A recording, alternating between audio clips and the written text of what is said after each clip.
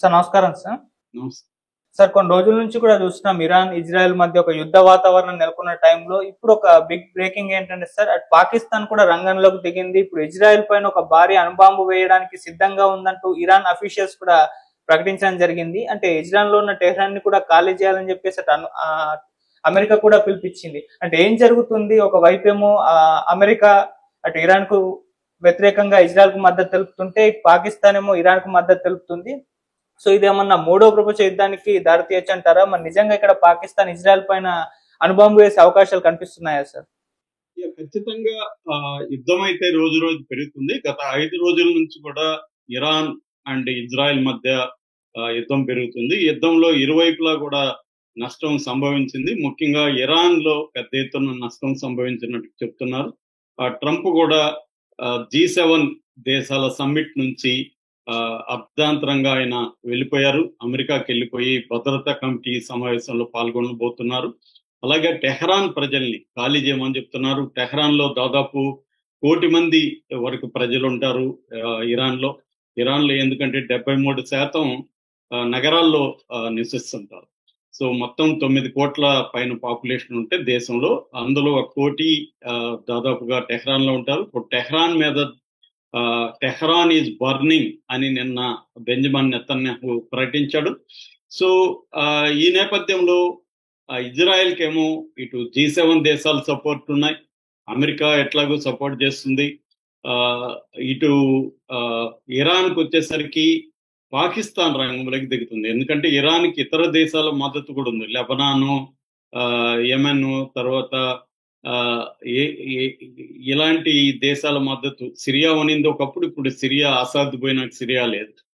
అయితే ఏకైక అణుబాంబు ఉన్న ఇస్లామిక్ కంట్రీ పాకిస్తానే.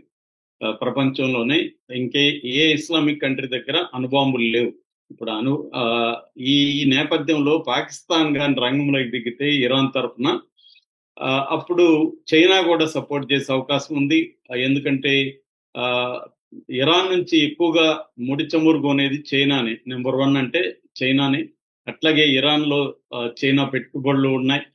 సో ఈ నేపథ్యంలో పాకిస్తాన్ రంగంలోకి దిగి ఇటు అమెరికా కూడా రంగంలోకి ప్రత్యక్షంగా దిగితే అక్కడ ఒక రీజనల్ వార్ అయితే మొదలవుతుంది. ఆ రీజనల్ వార్ మెల్లమెల్లగా వ్యాపిస్తే థర్డ్ వరల్డ్ వార్ వచ్చే అవకాశం ఉందని కూడా కొంతమంది చెప్తున్నారు. ఎందుకంటే ఇది కొంత సీరియస్ గానే ఉంది. ఇప్పటి వరకు ప్రాక్సీ అండ్ కోవర్ట్ వార్ నడిచేది ఇరాన్ కి ఇజ్రాయెల్ కి మధ్య. ఇప్పుడు ప్రత్యక్ష యుద్ధం మొదలైంది 5 రోజుల నుంచి. ఇది ఈ రోజు 5వ రోజు. సో ఈ నేపథ్యంలో అసలు పాకిస్తాన్ రంగంలోకి దిగుతుందా? పాకిస్తాన్ అణుబాంబు వేసే అవకాశం ఉందా? అసలు ఇరాన్ కి ఇజ్రాయెల్ కి మధ్య ఈ యుద్ధం ఎందుకు వచ్చింది? ఈ విషయాలను మనం చెప్పుకుందాం బ్రీఫ్ గా. ఇరాన్ కి ఇజ్రాయెల్ కి మధ్య నిజానికి ఒకప్పుడు శత్రుత్వం లేదు. ఇజ్రాయెల్ 1948లో ఏర్పడినప్పుడు, దేశంగా ఏర్పడినప్పుడు ఫస్ట్ సపోర్ట్ చేసిన ముస్లిం కంట్రీ ఇరాన్ అన్నమాట. అప్పట్లో షా ప్రభుత్వం ఉండేది. సో ఇరాన్ కి తర్వాత ఇజ్రాయెల్ కి మధ్య మంచి సంబంధాలు కూడా ఉన్నాయి. ట్రేడ్ ఉన్నింది, మంచి సంబంధాలు ఉన్నాయి, ఇచ్చిపుచ్చుకోవడం అన్నీ ఉన్నాయి. అయితే ఏమైందంటే 1979లో వార్ మన ఇరాన్ లో ఒక ఇస్లామిక్ రెవల్యూషన్ మొదలైంది. అక్కడ గవర్నమెంట్ కూలిపోయింది, షా ప్రభుత్వం కూలిపోయి ఇస్లామిస్ట్ ప్రభుత్వం ఖొమైనీ ఆధ్వర్యంలో ఏర్పడింది. అప్పుడు నుంచి ఇక ఇజ్రాయెల్ ని గుర్తించడం మానేశారు ఇరాన్ వాళ్ళు. అసలు ఒక దేశంగా మేము గుర్తించమని చెప్పారు. మ్యాప్ లో భూగోళం నుంచి ఇజ్రాయెల్ ని తుడిచిపెట్టేయడమే మా కర్తవ్యం అన్నట్టుగా ఇరాన్ మొదలుపెట్టింది. దీనికి ప్రధాన కారణం ఇజ్రాయెల్ పాలస్తీనా ప్రజలకు దేశం లేకుండా చేసి ఆ పాలస్తీనా భూభాగంలోనే పాలస్తీనల్ని ఒక మొత్తం దేశమే ఒక జైల్లాగా మార్చేసి వాళ్ళని నిరంతర నిర్బంధంలో ఉంచి చంపడం మొదలుపెట్టింది. దీంతో ఇరాన్ ఇజ్రాయెల్ మీద ప్రాక్సీ వార్ మొదలుపెట్టింది. దీన్నే యాక్సిస్ ఆఫ్ రెసిస్టెన్స్ అంటారు. యాక్సిస్ ఆఫ్ రెసిస్టెన్స్ అని ఒక కూటమిని ఇరాన్ తయారు చేసింది. అదేంటంటే లెబనాన్ లో హిజ్బుల్లాసు, యెమెన్ లో హౌతీసు, పాలస్తీనాలో హమస్, ఇరాక్ లో ఇస్లామిస్ట్ రెవల్యూషన్స్, సిరియాలో ఇస్లామిస్ట్ రెవల్యూషన్స్, ఇలాగా వీళ్ళందరితో కలిపి ఒక యాక్సిస్ ఆఫ్ రెసిస్టెన్స్ అనే దాన్ని ఒక ప్రోగ్రామ్ చేసి నలువైపుల నుంచి ఇజ్రాయెల్ ని అటాక్ చేసే కార్యక్రమాన్ని ఇరాన్ మొదలుపెట్టింది. ఎప్పుడైతే ఇరాన్ మొదలుపెట్టిందో 90s అండ్ 2000s ఈ ప్రాంతంలో ఇజ్రాయెల్ కూడా పెద్ద ఎత్తున వీళ్ళందరినీ ఎదుర్కోవడం మొదలుపెట్టింది. ఇది ఎప్పటి నుంచో కంటిన్యూ అవుతుంది. అయితే 2023 అక్టోబర్ 7న హమాస్ ఇజ్రాయెల్ మీద ఒక టెర్రరిస్టు దాడి జరిపి 1000 మందికి పైన చంపింది. అప్పటి నుంచి కూడా ఈ ఘర్షణ తీవ్ర రూపాన్ని దాల్చింది. సో వీళ్ళందరికీ సపోర్ట్ చేస్తున్నది ఇరాన్ కాబట్టి ఇరాన్ ని దెబ్బతీయాలనేది ఇక్కడ ఇజ్రాయెల్ లక్ష్యం.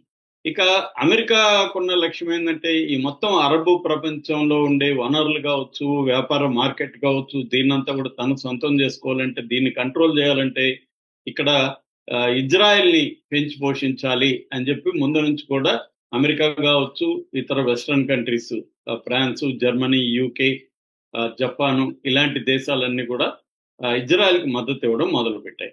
సో ఈ నేపథ్యంలో గతంలో కూడా 2023-24లో కూడా ఇరాన్ ఇజ్రాయెల్ మధ్య టార్గెటెడ్ గా కొన్ని అటాక్స్ జరిగాయి.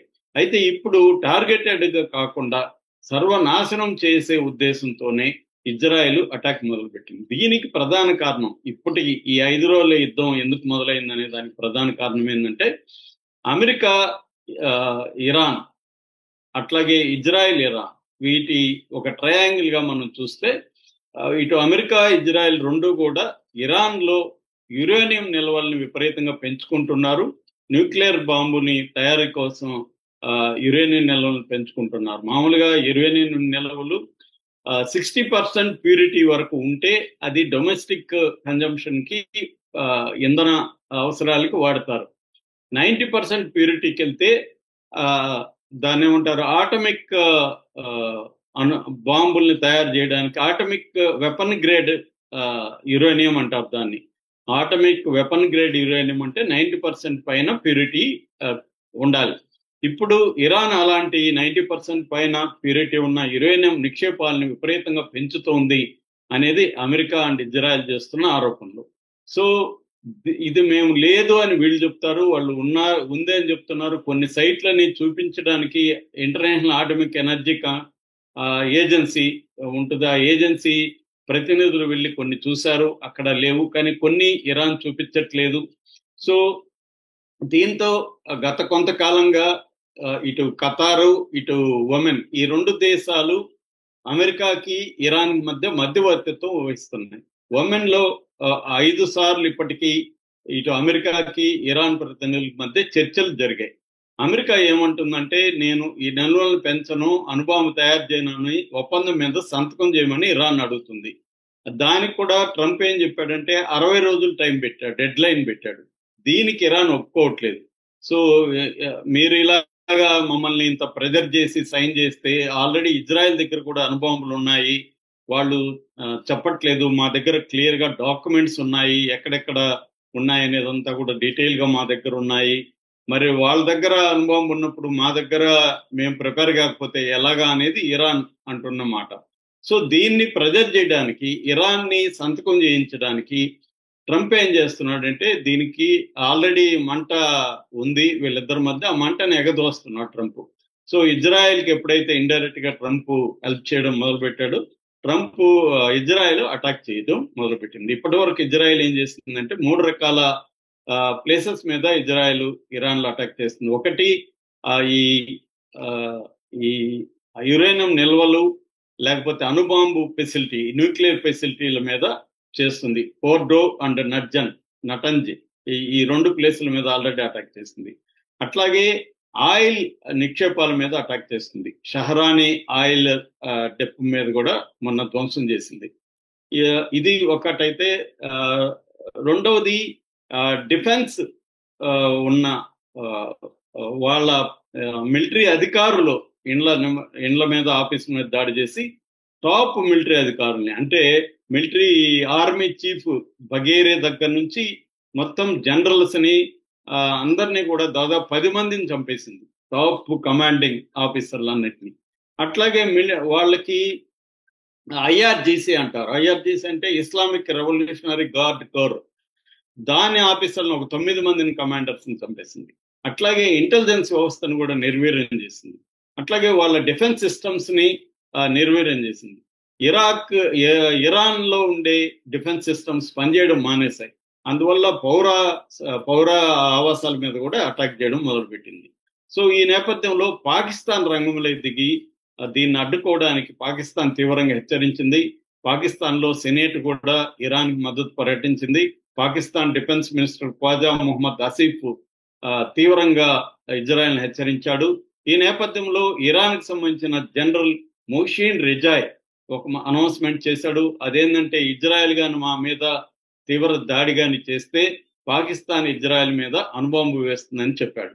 అయితే దీన్ని పాకిస్తాన్ ఖండించింది. అలాంటిది ఏమీ లేదని చెప్పింది, కానీ చేసే అవకాశం ఉంది అని అంటున్నారు. ఎందుకంటే పాకిస్తాన్ కి ఇరాన్ మధ్య 900 కిలోమీటర్ల ఇంటర్నేషనల్ బార్డర్ ఉంటది. సో దానివల్ల ఇరాన్ మీద ఇజ్రాయెల్ దాడి వల్ల పాకిస్తాన్ కూడా ఇబ్బంది. రెండవది చైనా పెట్టుబడులు 400 కోట్ల పెట్టుబడులు ఇరాన్ లో ఉన్నాయి. పాకిస్తాన్ లో కూడా ఒక 100 కోట్ల పెట్టుబడులు, అంటే 70 కోట్ల పెట్టుబడులు, 30 కోట్ల అప్పు, ఒక 100 కోట్ల పెట్టుబడులు అనుకోవచ్చు పాకిస్తాన్ లో ఉంది. సిపెక్ అనే ఒక అగ్రిమెంట్ లో కూడా పాకిస్తాన్ ఎంటర్ అయింది చైనాతో. అట్లాగే చైనా ఇరాన్ తో 25 ఏళ్ల ఒప్పందం జరిగింది.